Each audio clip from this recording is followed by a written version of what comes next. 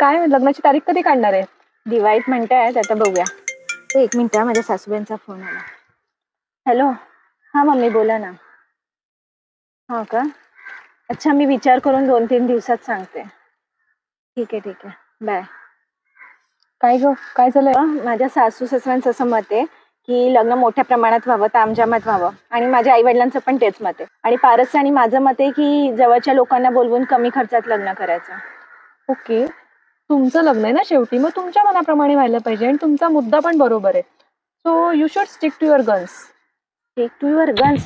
नाही ग, आमच्याकडे बंदुका नाही आहेत, आणि असल्या असत्या ना तरी एवढ्या छोट्याशा कारणावरून मी बंदुका नाही धरून ठेवल्या सगळ्यांवर आणि सासू सासऱ्यांवर.